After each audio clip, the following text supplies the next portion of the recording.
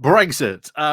Yeah, it is quite the roller coaster. It has indeed been quite the roller coaster through all the things that we've covered over the number of years, especially sort of here in the UK and, of course, still on the Irish border, with the Brexiteers still having no clue or concept of what they've actually done to, the Irish border, or even sort of what the Good Friday / Belfast Agreement was even all about. But there is one border in particular which I think, even myself, I am sort of guilty of not talking enough about, or doing more stuff about as well, because it looks like a deal is being done. I know, the EU and the UK doing a deal.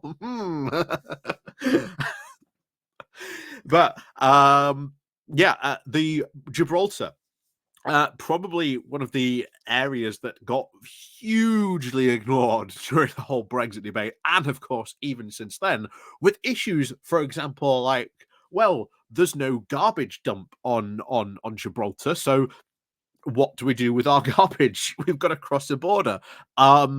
Technically, if you are taking, garbage across the border, it all counts really weird in a whole numerous of things. And how do you check all that for like smuggled goods and things like that?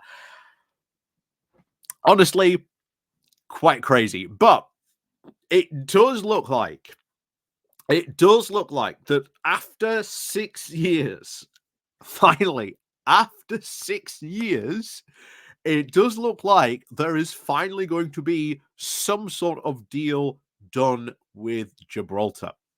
Now, as always, before we get more into this, please do remember to click on the like, share, and subscribe button. And of course, down below, there are links to my Patreon page, the Buy Me a Coffee link, there's the YouTube thank you button, and of course, there's the Pony Club down below as well.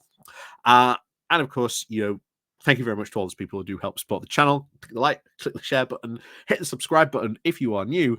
And of course, as always, thank you very much to everyone for watching today. So let's crack on into this, coming from the Yorkshire Bylines, talking about this as well. Gibraltar, the Brexit deal, a 6-year roller coaster. So in 2018, Gibraltar's Chief Minister, Fabian Picardo, warned the population to brace themselves for a period of peaks and troughs. Before the Brexit withdrawal agreement between the UK and the EU was finalised just a year later, he referred to the political climate as a roller coaster where they're all riding on without knowing what awaits us in the future, because we are no fortune tellers. Well, here we are in April of 2024, and that roller coaster has never stopped, for Gibraltar at least. So there was general euphoria and an almost tangible sense of relief on the 31st of December on 2020, when Picardo announced that his government had reached an in-principle agreement with the UK and Spain. It would be a proposed framework for a treaty on Gibraltar's future relationship with the EU. Under these terms of this agreement, the land border, which threatened to become so problematic as a result of Brexit, would disappear, and the external Schengen border would be moved to Gibraltar's airport and port, staffed by officers from the EU Frontex force rather than Spain.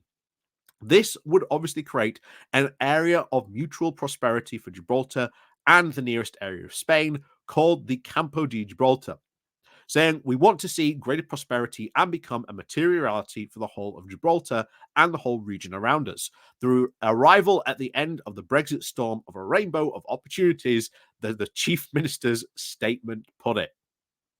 So let's find out what happened. Have they reached the end of this rainbow? Well, yeah. Yes and no, sort of not yet. There is no sign of this prosperity pot of gold yet, but it honestly does sound like they are going to get there. So the questions on everyone's lips now is, where is it? Where is this treaty? The area of mutual prosperity, the abolition of the land border?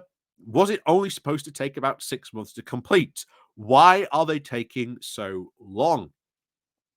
So the excitement mounted recently of the news that the top-level treaty meeting would take place in Brussels on the 12th of April between Fabian Picardo, the UK Foreign Secretary Lord Cameron, and his Spanish counterpart Jose Manuel Alvarez, and EU Commissioner Marco Salvac, who is responsible for relations with the UK. Was it finally there? Were we seemingly now at endless talks finally over? No, was the disappointing reply. So the meeting had been positive and constructive. There had been progress, but there was still work to do. Tantalizingly, the joint statement issued afterward referred to an agreement having been reached on general policy lines, including the airport, goods and mobility, and all of which had been widely been able to believe major sticking points. But no details were given, and that was deliberate.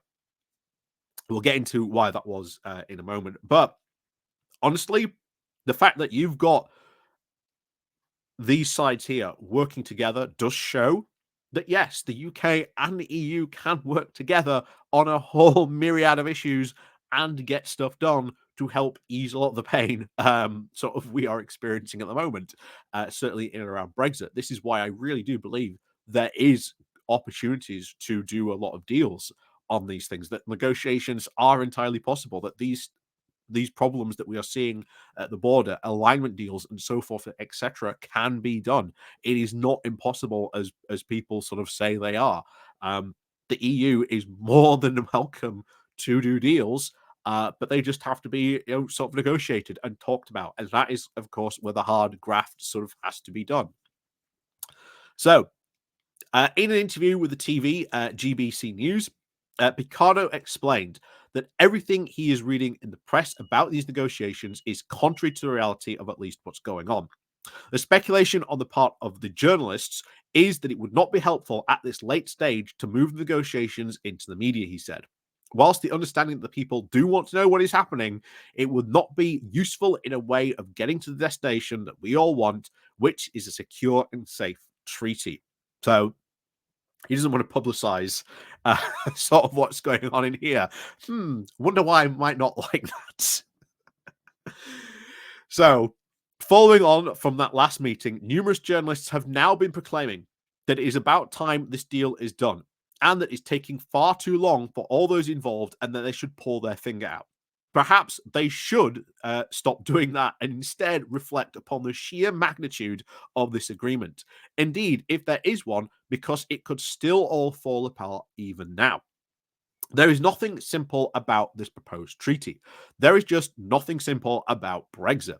Don't we all know it? But there you go. It is not a case of just moving a border from one place to another. It is far more involved, and too much is at stake to be rushed to a conclusion. Dots have to be placed, I's have to be crossed. Everything, I's have to be crossed, T's have to be crossed. Sorry, everyone's interests have to be safeguarded and protected. Everyone's red lines must remain firmly intact. Every possible consequence has to be considered by all sides. And early in the Brexit negotiations, Picardo said that there was concern that they would wake up the day after it happened, and realized that there were things that nobody had even realized or thought of, because there was a very unique situation. Well, this is too. So, if this treaty is agreed, it will be historic for Gibraltar, for Spain, for the EU, and the UK. But Picardo is also warned that there are bound to be things in it which people will not like, because that's the nature of such negotiations. Also, agreements would be at least for 4 years and then they will be subject to review. That could also be another headache. So, yes, the wait has been agonizing and the lack of information frustrating. The roller coaster is now hurtling upwards and now plunging downwards. But there is nothing any of us can now do to stop it. If the word of patience is a virtue, it may be wearing thin after all this time, but for the sake of Gibraltar and certainly the Campo area, we are going to have to be very virtuous for a bit longer. So obviously, this is good news for Gibraltar, good news for the people there. Excellent news that this is finally being done after all this time. But it's something that is desperately needed. And I want to reiterate that if this deal does get done, it will be very historic for all parties involved. But again, this does go to show you, yeah, the EU and the UK can work together and they can get stuff done. They can get stuff achieved. I am still very, very, very, very hopeful that there is going to be such deals done in the future with alignment deals, and that we're going to see David Lammy go and talk with the EU and sort some of this out. Because if we go, hey, we want to sort of ease the burdens on the border, we'll follow your rules and sort of regulations on this. Why is the EU going to say no? We're being rule takers at the moment. We're agreeing to follow their rules and regulations.